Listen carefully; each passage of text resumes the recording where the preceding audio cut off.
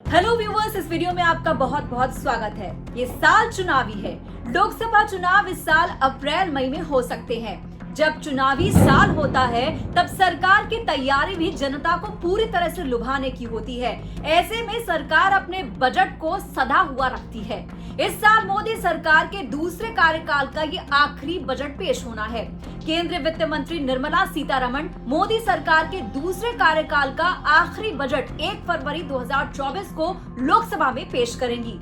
हालांकि इस साल आम चुनाव होने हैं, इसीलिए इस बार वित्त मंत्री की ओर से पेश किया जाने वाला ये अंतरिम बजट होगा। यानी आम चुनावों के बाद जब नई सरकार का गठन होगा, उसके बाद फिर से पूर्ण बजट पेश किया जाएगा।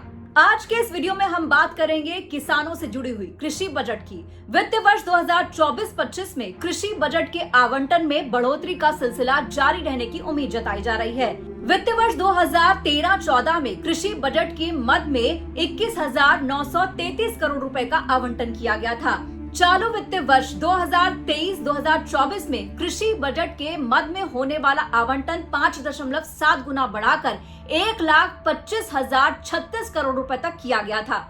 अब सूत्रों की माने तो आने वाले वित्त वर्ष में इस मद में चालू वित्त वर्ष के मुकाबले 5% की और बढ़ोतरी की जा सकती है। कृषि क्षेत्र के जानकारों का ये भी मानना है कि इस बार के बजट में सरकार किसान सम्मान निधि की राशि में बढ़ोतरी करने का ऐलान कर सकती है। किसान सम्मान निधि को अभी 6,000 रुपए से बढ़ाकर 8,000 से 9,000 रुपए तक किया जा सकता है। वहीं महिला किसानों की बात करें तो महिला किसानों के लिए इसे बढ़ाकर 12,000 रुपए करने की योजना पर भी विचार किया जा रहा है।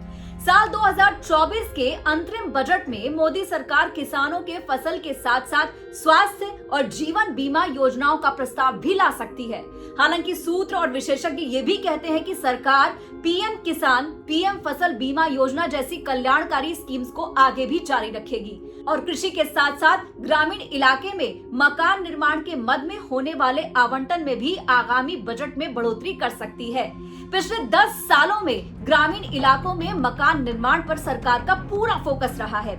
सरकारी आंकड़ों के मुताबिक वित्त वर्ष 2013-14 में ग्रामीण मकान निर्माण के मद में 15,184 करोड़ रुपए का आवंटन किया गया था।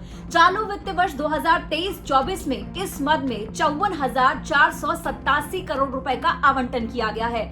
एक्सपर्ट्स की माने तो उनका ये भी कहना है कि पिछले 10 सालों में किसानों और ग्रामीण विकास के लिए सरकार की तरफ से जो स्कीमें चलाई गई हैं, उनका काफी सकारात्मक असर भी हुआ है, जिससे खाद्यान्न उत्पादन से लेकर दूध उत्पादन तक में भारी बढ़ोतरी देखी गई है। इसीलिए सरकार किसान और ग्रामीण विकास के मद में आवंटन में बढ़ोतरी जारी रख सकती है।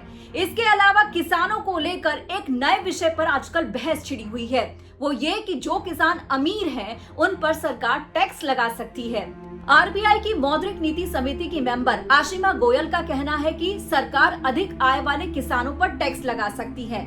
उन्होंने कहा कि सरकार गरीब किसानों के खातों में पैसे भेजकर उनकी देखभाल करती है।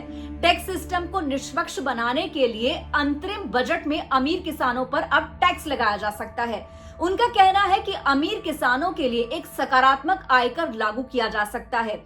अगर कम कर दरों और न्यूनतम छूट के साथ अमीर किसानों के लिए सकारात्मक आयकर लागू किया जाए तो इससे टैक्स सिस्टम में ज्यादा निष्पक्षता आएगी।